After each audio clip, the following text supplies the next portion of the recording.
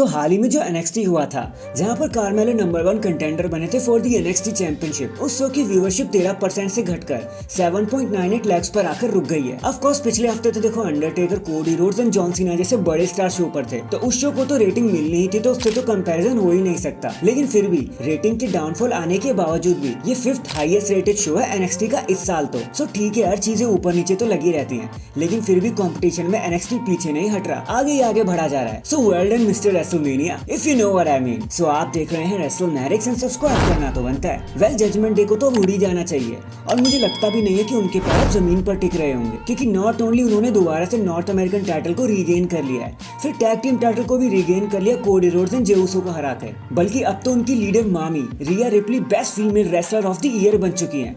Surprisingly Bianca Blair तो longest raining champion थी, लेकिन उसके बावजूद भी उन्हें टियर 3 पे घसीट दिया गया, एंड मामी तो फीमेल रेसलिंग की टॉप टियर पे बैठी हुई हैं। So congratulations Mami and rest of the Judgment Day. Next यार देखो, मैं आपको कोई होप देना नहीं चाहता, बट CM पंक को लेकर कंटिन्यूअस अपडेट आई जा रही है कि वो अभी रिटर्न कर लेंगे या तभी रिटर्न कर लेंगे। बट सी, मैं तो आपसे इतना ही कहूंगा कि यार इस चीज के होने का वेट कर लो, कोई उम्मीद लगा के मत बैठ जाना, क्योंकि हम सब इन रूमर्स में यकीन कर लेंगे और फिर उसके बाद हमें मिलेगा भी कुछ नहीं। तो प्लीज यार रूमर्स में मत फंसना, कोई उम्मीद मत लगाना। अगर CM पंक आ गए तो ठीक है, नहीं तो कोई बात नहीं। देखो इसी के regarding the whole of show Rob Van Dam ने एक स्टेटमेंट दे दिया कि मुझे नहीं पता अब AEW का क्या होगा, AEW कोलिजन का क्या होगा। जब उनसे पूछा कि यार आप ऐसा क्यों कह रहे हो, तो उन्होंने बताया कि यार मैंने किसी से सुना था और बैक स्टेज में एक बात चल रही थी कि AEW कोलिजन जो पेपर व्यू है वो सिर्फ और सिर्फ CM पंक के लिए बनाया गया था। अब ये चीज किसने बनाई और किसने कही ये तो RVD ने बताया नहीं, बट इस बात से इतना जरूर आइडिया लग रहा है कि CM पंक को लेकर AEW के पास बहुत खतरनाक ही प्लान थे। एंड नाउ शायद I am beginning to understand कि बाकी सारे स्टार CM पंक से चिढ़ क्यों रहे थे, सो कॉल्ड जेलस क्यों हो रहे थे। वैसे क्या आप RVD की बात से हामी भरते हो? कमेंट करके जरूर बताना, क्योंकि मानो या ना मानो CM पंक एक बड़ा नाम हमेशा से रहे हैं, एंड AEW की रेटिंग उनके जाने के बाद कितनी गिरी थी ये सब तो हमने देख ही लिया था, तो बताना जरूर कमेंट करके। Next WWE hall of famer bill Goldberg ने अभी शिकागो स्पोर्ट पॉडकास्ट में एक इंटरव्यू दिया और एक स्टेटमेंट पास कर दिया। जब उनसे पूछा गया कि आज की रेसलिंग के बारे में बिल आपका क्या कहना है, तो उन्होंने सीधे सीधे शब्दों में ऐसा कह दिया कि यार देखो, मैं इस चीज के बारे में ज्यादा नहीं बोलना चाहता, ज्यादा पढ़ना भी नहीं चाहता, और मैं ये भी नहीं चाहता कि कोई इसके बारे में फालतू के कमेंट्स करे।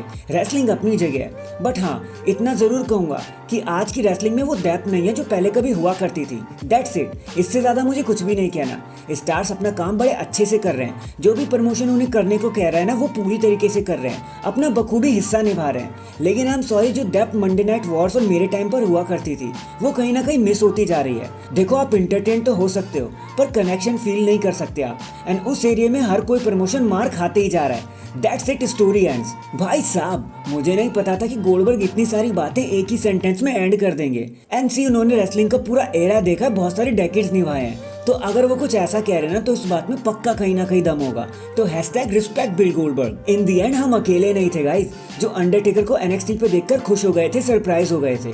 बहुत से लोग, इवन सुपरस्टार्स, बड़े बड़े नाम भी अंडरटेकर के इस न्यू अवतार को देखकर सरप्राइज ही हो गए थे। यहाँ तक कि उनके क्लोज फ्रेंड्स केविन नाश एंड गॉडफादर दी अंडरटेकर को देखकर भी सरप्राइज हो गए थे। एंड उन्होंने कहा कि यार हमें नहीं पता था कि अंडरटेकर इतना अच्छा ह्यूमर रखते हैं अपने अंदर। उन्होंने अपने डेडमैन कैरेक्टर को इतना ज्यादा सीरियस ले लिया था अपनी लाइफ में कि हमें अपनी फ्रेंडशिप के दौरान भी उन्हें इतना खुलते हुए नहीं देख पाए थे, जो देखकर यकीन नहीं होता कि ये अमेरिकन बैडएस इतना फनी भी हो सकता है। तो देखो, अंडरटेकर ने अपने डेडमैन कैरेक्टर को रेस्ट इन पीस कह दिया था, मतलब उन्होंने कर्टन क्लोज कर दिया था। तो फाइनली अब हमें मौका मिला है उनकी रियल पर्सनैलिटी को देखने का, जो फाइनली अब वो हमारे सामने ला के रख रहे हैं, और ये भी बहुत कमाल का है। उन्होंने तो यहाँ तक कह दिया कि अंडरटेकर को इस तरह देखना यार कोई ब्लेसिंग से कम नहीं है, ये रोज रोज नहीं हो जाता। और देखो, कुछ इस तरीके के ही रिस्पेक्ट रखते हैं अंडरटेकर सबके दिलों में, कि उनका नाम ही जब सबके सामने आ जाता है ना, तो सबका सिर अपने आप झुक जाता है, चाहे वो उनके क्लोज फ्रेंड्स ही क्यों ना हो। So respect unlimited the Undertaker. So that is it guys, आज के लिए बस इतना ही। ये गोल्डबर्ग के कमेंट के बारे में आपका क्या कहना है? क्या WWE और बाकी रेसलिंग प्रमोशन ने सच में वो डेप्थ खो दी है? कमेंट करके जरूर बताना। एंड चैनल पर नया है तो चैनल को जल्दी से लाइक एंड सब्सक्राइब कर दो। बाकी मैं मिलता हूँ आपसे किसी और अपडेट के साथ, तब तक के लिए अपना ख्याल रखें और खुश रहें।